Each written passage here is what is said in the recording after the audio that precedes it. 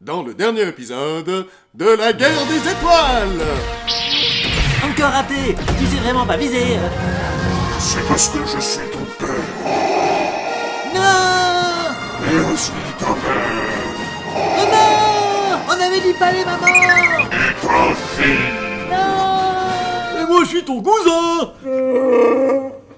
Pendant ce temps, au sommet de la Trump Tower, 3 hommes se rendent à la réunion secrète du consortium des forces maléfiques évangélistes. Alors les amis, vous avez passé un bon week-end sur mon île paradisiaque? Tout à fait, Epstein.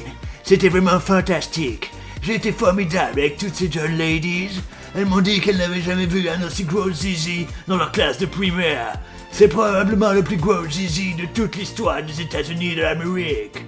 J'ai été absolument merveilleux avec ces très jeunes ladies. Mais qu'est-ce que tu tiens de tes mains? Qu'est-ce que t'écris là? Ah ça, ce sont mes files. Je les ai appelés les Epstein Files. Je note avec mon Epstein stylo tous les détails sur les présidents des États-Unis de l'Amérique qui violent des enfants sur mon île, la Epstein Île. Je t'en enverrai une copie, Netanyahu. Oh, Netanyahu, c'est un bon chien. Probablement le plus bon des chiens des histoires des États-Unis d'Amérique. Il est extrêmement agressif, surtout depuis que je l'ai nommé chef de la mafia sioniste. Figurez-vous qu'il déteste les Arabes lui aussi. Tu as raison, Netanyahu. Nous devrions nous hâter. Le maître nous attend. Ah oui, le maître! Ah, c'est probablement le maître le plus terrifique que j'ai eu. Un degré de terrificité jamais atteint dans l'histoire des États-Unis d'Amérique. Il est le grand chef de la mafia évangéliste et notre maître à tous terrifique.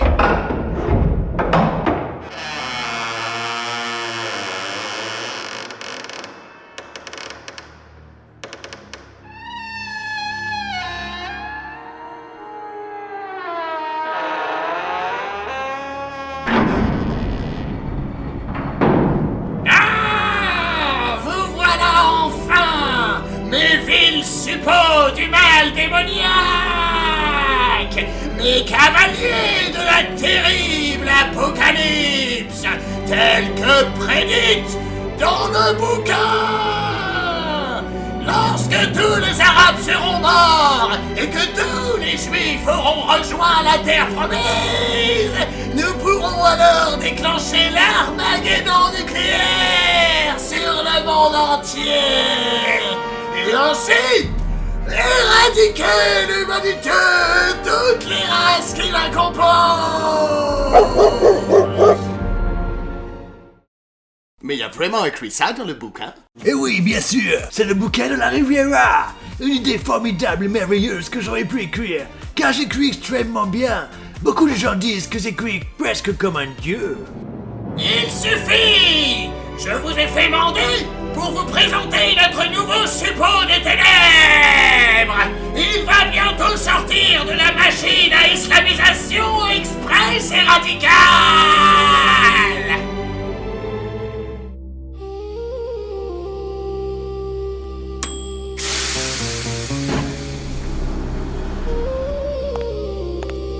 Chien fidèle, je suis Sahoudem Ladam, le nouveau chef des Homos.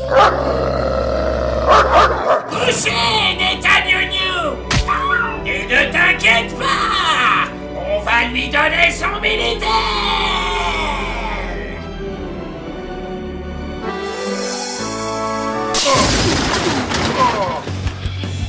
Où sont mes 2 millions de dollars?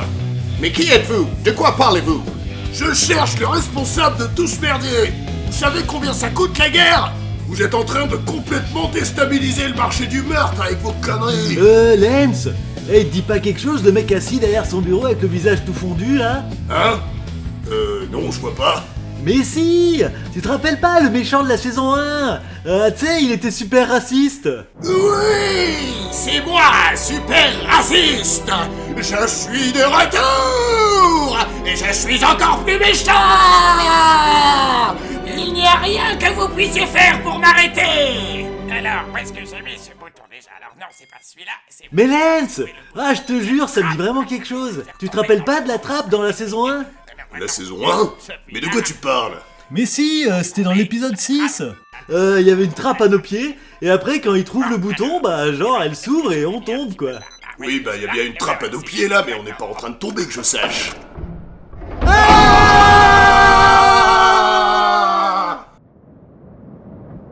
Oh Lance, on tombe encore. Et le tapis volant, il est tout plié. Et mon énorme mitrailleuse est enrayée. Merde, c'est ballot ça. Ah, comment on avait fait à la saison d'avant? Mais je sais pas de quoi tu parles, état. Wouah, Lance, oh, c'est des feuilles de cannabis géantes qui ont amorti notre chute. Ah bah ouais, au moins c'était pas des pics.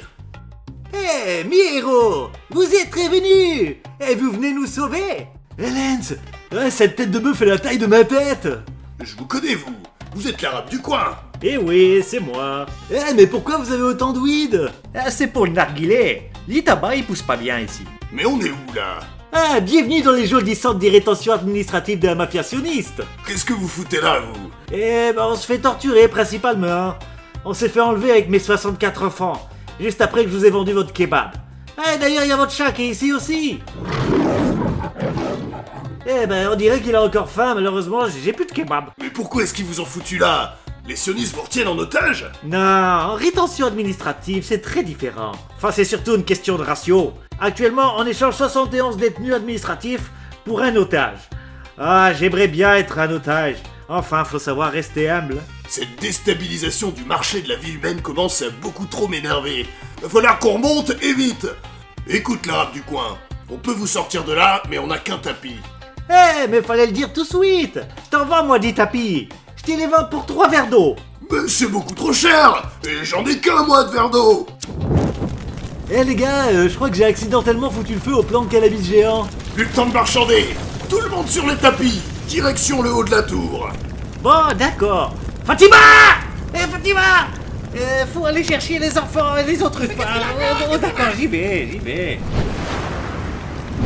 Et c'est ainsi que Lance, Ethan et les Arabes s'envolèrent dans une nuée de tapis arabes volants, poursuivis par les flammes et les vapeurs de cannabis. Non, mes Arabes! Ils volent! Et ils sont encore vivants! Qu'on les fasse dévorer par ma terrible et gigantesque marine! Eh Lance, t'as entendu ce qu'il a dit? Non, je suis un peu occupé à poser le tapis volant, là. Mais si, il a parlé de marine. Ah, tu te rappelles, c'était l'ours blanc dans la saison 1. L'ours blanc marine, quoi. Je me demande bien comment elle va, tiens. Marine, mais c'est l'ours polaire. Et j'en ai fait un manteau. C'est pour ça que j'ai envahi le Groenland. J'avais besoin d'un bon manteau pour des raisons de national security. Tous les ours polaires m'appartiennent. Et comme j'ai détruit leur environnement de vie, je suis devenu le meilleur chasseur-président de toute l'histoire des États-Unis d'Amérique. Quoi? Qu'avez-vous fait? Et regarde comme me va bien ce manteau. Hop. Et voilà, je ressemble à un ours. Tu pourras m'appeler Teddy Bear dans notre prochaine soirée, Epstein. Alors que Trump s'exhibait dans son costume d'ours blanc, un bruit sourd, répétitif et terrifiant se fit entendre. Mais de quel terrible danger pouvait-il bien s'agir? Était-ce un nouveau drone sioniste? Une attaque impromptue du houmous? La climatisation qui déconne encore malgré l'intervention récente du plombier? Ou encore peut-être un éphèbe nu et extrêmement musclé escaladant la paroi de la Trump Tower avec une érection gigantesque, rappant les murs de l'immeuble et, de ce fait, particulièrement difficile à ignorer? Vous aurez la réponse à toutes ces questions dans le dernier épisode de la saga audio Overkiller!